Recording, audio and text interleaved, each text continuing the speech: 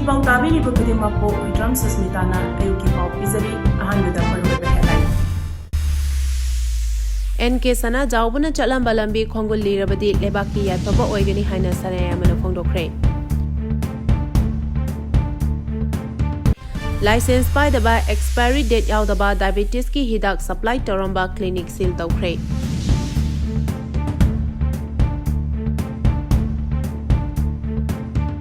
Irang manungsida environment amadi tungi yumbi kannabagi pandamda changsileba popi yanthabagi thabak asi matang chahidagi tawdanaba popi pambi tharagumsi haina visojitna phongdokre.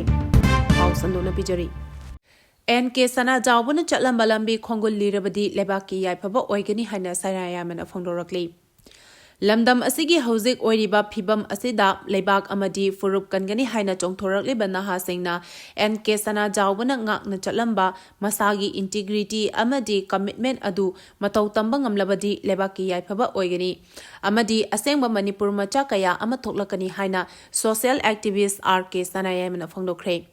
Wafamasi Palace Compound Leba Lamyan Basanglenda NK Sanajaoba Memorial Trust Nasendona Pangtokiba Nifunipan Suba NK Sanajaobagi Word Anniversary gi Ningsing Thoramda Saruk Yaraduna Paumishinga Unaba Amada Sanayaima phongdokibani.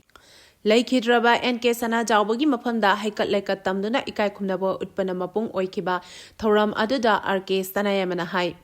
NK Sanajaoba matam amagi lamyanba chefongi founder editor oiramba miyoini. Mahak asi aikhoina ngasi pawba revolutionary journalist lamjingba amadi social and cultural worker ama oina ningsingduna leiri. Hiram kayada mahakna lamdam asigi amadi miyamgi yaifanaba thabaksing tawrami. Mahaki gunsingda tungi mirolna tamjaningai oiba kaya ama leiri. Mahakna lamyanba chefong fonglingeda corruption politics na chingba hiram kayada thengra haiba ming sizinaduna kalam kaya iduna aranba kaya expose tawrami. Mahakna expose tawduna ikiba aduda chenaba sing aduna mangonda selthum pisiduna themnaba honaki. Adubu mahaki maphamda madugumba mayam aduna kari amata sokhanba ngamkhide. Mahaki integrity kaihandana thamki masimak mahaki lichata yamna lemjaningai amadi tamjaningai oiba amani. Maram asimaknasu lamyanba chefongna investigative journalism gi ahoba ama oiduna matam koina ningsingduna leheuragadaba ama oiribani haiki. License by the expiry date yaudaba diabetes ki hidak supply toramba clinic seal tawkre. Miyam da minamduna diabetes leba patient kaya gi thawai khubakta haptuna sanarambagi thodok amada ngarang porompat ayang pali road madi leirak machinda Dr. Moirangthem Danavirna managing director oiduna hangba diabetes clinic treatment center asida license pai daba lying chatharambada natana mari leinaba authority gi ayaba yaudana amadi manufacturing date expiry date yaudaba diabetes ki hidak langthaksu yolambani. Private clinic asi tingjin khibaga loinana clinic asida yolam liba hidak langthak sing Imphal East district ki drug inspector na test tawnabasu fagat kre hari.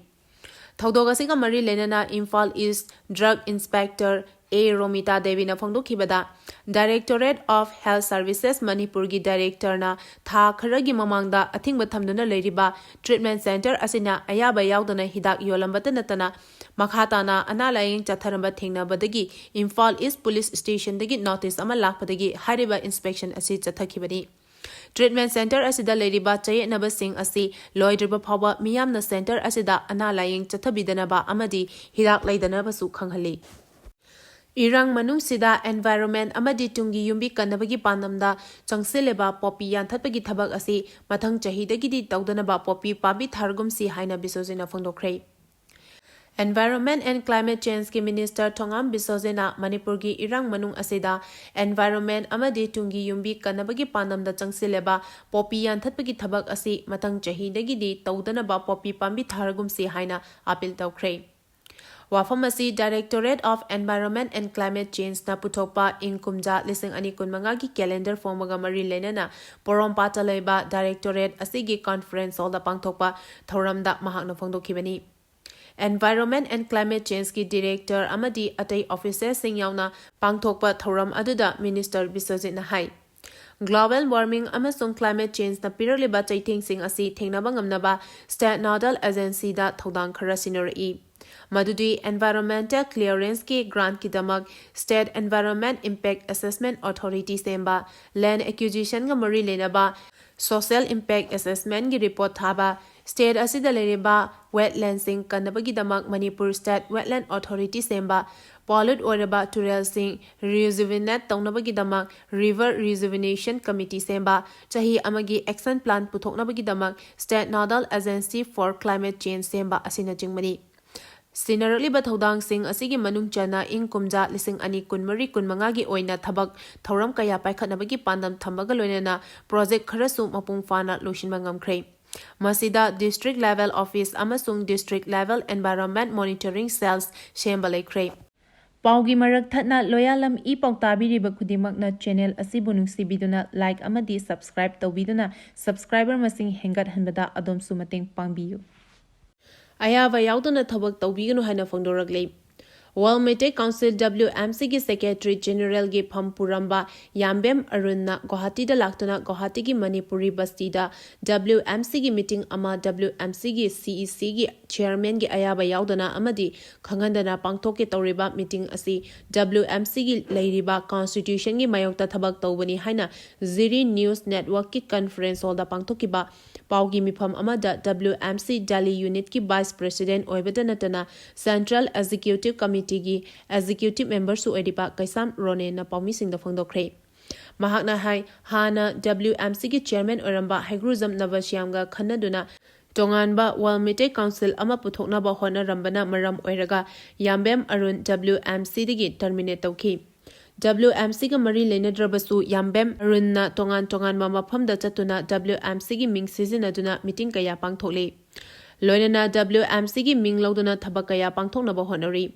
Manipurda Walmete Council gi mingda registration tauge hona ramba masigumba thabak asi public da Walmete Council gi ming sizinaduna lana uhanaba hona riba asi WMC gi image sokhale amadi Haigruzam Navashyam amasung Yambem Arunna WMC gi mingda thokliba meeting amadi activities sing asi WMC gi saruk amatana te haiki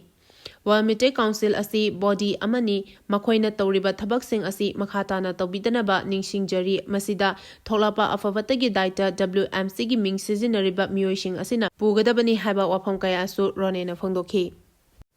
Miyamna PWD singbu hantane yingbiba amadi ot naibasing PWD Act lising ani tarataruki makhada chairak fangloi haninga leite haina dingona phongdokre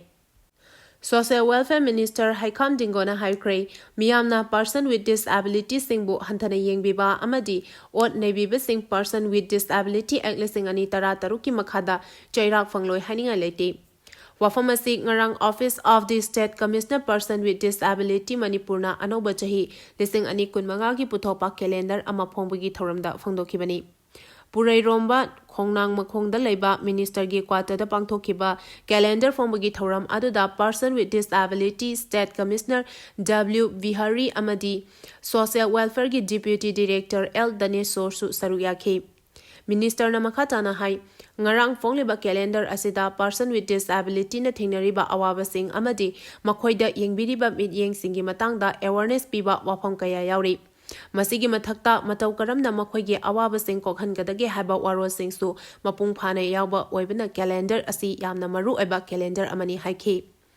Amaromda calendar phongba aduda saru yakiba person with disability ki State Commissioner W Virahari Nahai State Commission for Disability ki makhada NGO kuntaruk leiri kunithoi amadi special amadi skill training pinabani mari amana halfway home oina makhoibu nungaina thamnaba NGO ni commission asigi makhada leiba NGO sing ningthina thabak tawba kaya leirabasu thabak shungtok tawdaba kaya su leiri Makoi sing asi thabak ning thina tawdrabadi license kaknaba ministry da che inaba thabak lokhatkani haiki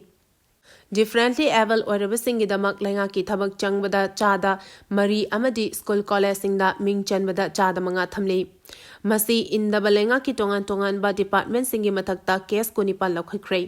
maru oina panba yabadi rims ki nurse staff loba viet ki ming chanba VHED gi staff lobada disability singi kota pirak tabadagi case lokatuna thabak sing phanganba amadi ming chanabagi thabak paikakre hari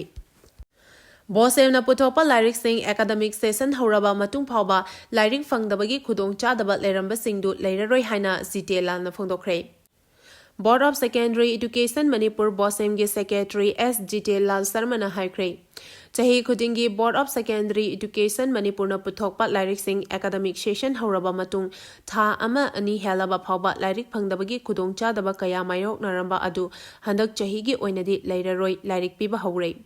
ꯍꯤꯔꯝ ꯑꯁꯤꯒꯤ ꯃꯇꯥꯡꯗ ꯉꯔꯥꯡ ꯕꯣꯁꯦꯝꯒꯤ ꯃꯔꯤ ꯂꯩꯅꯕꯁꯤꯡꯒ ꯄ꯭ꯔꯦꯁꯀ ꯎꯅꯕꯗ ꯁꯃꯒ꯭ꯔ ꯁꯤꯛꯁꯥꯒꯤ ꯃꯈꯥꯗ class 1ꯗꯒꯤ 8 ꯐꯥꯎꯕ ꯂꯦꯝꯅ ꯄꯤꯔꯤꯕ ꯂꯥꯏꯔꯤꯛꯁꯤꯡ ꯑꯃꯗꯤ ꯕꯣꯁꯦꯝꯅ ꯀ꯭ꯂꯥꯁ 1ꯗꯒꯤ 10 ꯐꯥꯎꯕꯒꯤ ꯐꯣꯡꯂꯤꯕ ꯂꯥꯏꯔꯤꯛ 40 ꯔꯣꯝꯒꯤ ꯀꯣꯄꯤꯁꯤꯡ ꯃꯔꯤ ꯂꯩꯅꯕꯁꯤꯡꯗ ꯄꯤꯊꯣꯛꯄꯒꯤ ꯊꯕꯛ ꯆꯠꯊꯔꯝꯕ ꯊꯦꯡꯅꯔꯛꯈꯤ꯫ ꯍꯤꯔꯝ ꯑꯁꯤꯒꯤ ꯃꯇꯥꯡꯗ ꯕꯣꯁꯦꯝꯒꯤ ꯁꯦꯀ꯭ꯔꯦꯇꯔꯤ ꯑꯦꯁ ꯖꯤꯇꯦꯂꯥꯜ ꯁꯔꯃꯅ ꯍꯥꯏ꯫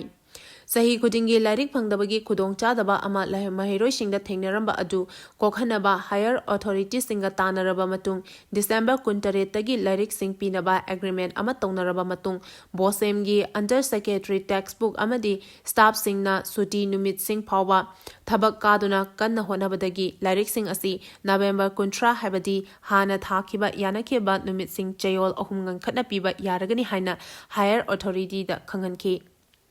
ꯑꯗꯨꯕꯨ ꯕꯣꯁꯦꯝꯒꯤ ꯄꯦꯟ ꯗꯥꯎꯟ ꯁ꯭ꯇ꯭ꯔꯥꯏꯛ ꯑꯃꯗꯤ ꯁꯃꯒ꯭ꯔ ꯁꯤꯛꯁꯥꯒꯤꯁꯨ ꯁꯔꯚꯦ ꯇꯧꯕꯅꯆꯤꯡꯕ ꯈꯔ ꯂꯩꯈ꯭ꯔꯕ ꯃꯇꯨꯡ ꯍꯥꯟꯅ ꯄꯤꯈꯤꯕ ꯗꯤꯁꯦꯝꯕꯔ 18ꯀꯤ ꯅꯣꯡꯃ ꯉꯟꯈꯠꯅ ꯗꯤꯁꯦꯝꯕꯔ 16ꯇꯒꯤ ꯂꯥꯏꯔꯤꯛꯁꯤꯡ ꯄꯤꯕ ꯍꯧꯗꯨꯅ ꯍꯧꯖꯤꯛ ꯐꯥꯎꯕ ꯗꯤꯁꯇ꯭ꯔꯤꯛ 4ꯗ ꯄꯤꯕ ꯂꯣꯏꯈ꯭ꯔꯦ꯫ ꯋꯥꯠꯍꯧꯔꯤꯕ ꯗꯤꯁꯇ꯭ꯔꯤꯛꯁꯤꯡ ꯄꯤꯕꯒꯤ ꯊꯕꯛ ꯀꯟꯅ ꯆꯠꯊꯔꯤ꯫ ꯑꯃꯔꯣꯝꯗ ꯂꯥꯏꯔꯤꯛꯁꯤꯡ ꯑꯁꯤ ꯉꯟꯅ ꯑꯃꯗꯤ ꯋꯥꯠꯇꯅ ꯐꯣꯡꯂꯕꯁꯨ ꯂꯥꯏꯔꯤꯛꯁꯤꯡ ꯊꯝꯅꯕ ꯒꯣꯗꯥꯎꯟ ꯃꯇꯤꯛ ꯆꯥꯅ ꯂꯩꯇꯕꯅ ꯕꯣꯁꯦꯝ ꯑꯣꯐꯤꯁꯀꯤ ꯀꯣꯔꯤꯗꯣꯔ ꯌꯥꯎꯅ ꯃꯐꯝ ꯈꯨꯗꯤꯡꯃꯛꯇ ꯂꯥꯏꯔꯤꯛꯁꯤꯡ ꯌꯥꯎꯅ ꯂꯥꯏꯔꯤꯛ ꯅꯝꯅꯕ ꯆꯦ, ꯑꯇꯩ ꯄꯣꯠꯂꯝ ꯀꯌꯥ ꯊꯝꯐꯝ ꯃꯇꯤꯛ ꯆꯥꯗꯕꯗꯒꯤ ꯑꯆꯧꯕ ꯈꯨꯗꯣꯡꯆꯥꯗꯕ ꯑꯃ ꯂꯩꯔꯤꯕꯁꯤ ꯃꯔꯤ ꯂꯩꯅꯕ ꯃꯅꯤꯄꯨꯔ ꯂꯩꯉꯥꯛꯀꯤ ꯃꯥꯏꯀꯩꯗꯒꯤ ꯒꯣꯗꯥꯎꯟ ꯃꯆꯥ ꯑꯃ ꯃꯐꯝ ꯆꯥꯕꯗ ꯁꯥꯕꯤꯔꯕꯗꯤ ꯍꯦꯟꯅ ꯈꯨꯗꯣꯡꯆꯥꯒꯅꯤ ꯍꯥꯏꯈꯤ꯫ ꯕꯪꯒ꯭ꯂꯥꯗꯦꯁꯀꯤ ꯍꯥꯟꯅꯒꯤ ꯄꯤ.ꯑꯦꯝ. ꯁꯦꯈ ꯍꯁꯤꯅꯥꯒꯤ ꯑꯦꯔꯦꯁꯠ ꯋꯥꯔꯦꯟꯠ ꯊꯣꯛꯈ꯭ꯔꯦ꯫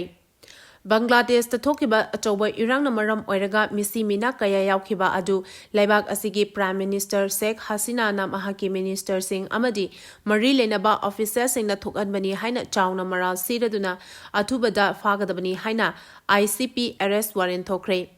ꯏꯟꯇꯔꯅꯦꯁꯅꯦꯜ ꯀ꯭ꯔꯥꯏꯝ ꯇ꯭ꯔꯤꯕꯨꯅꯦꯜꯅ ꯁꯦꯈ ꯍꯁꯤꯅꯥꯒꯤ ꯃꯇꯝꯗ ꯂꯩꯕꯥꯛ ꯑꯁꯤꯗ ꯂꯩꯔꯤꯕ ꯃꯤꯑꯣꯏꯁꯤꯡꯒꯤ ꯃꯊꯛꯇ ꯆꯥꯎꯅ ꯍ꯭ꯌꯨꯃꯦꯟ ꯔꯥꯏꯠꯁ ꯈꯣꯡꯒꯣꯏꯅꯈꯤ꯫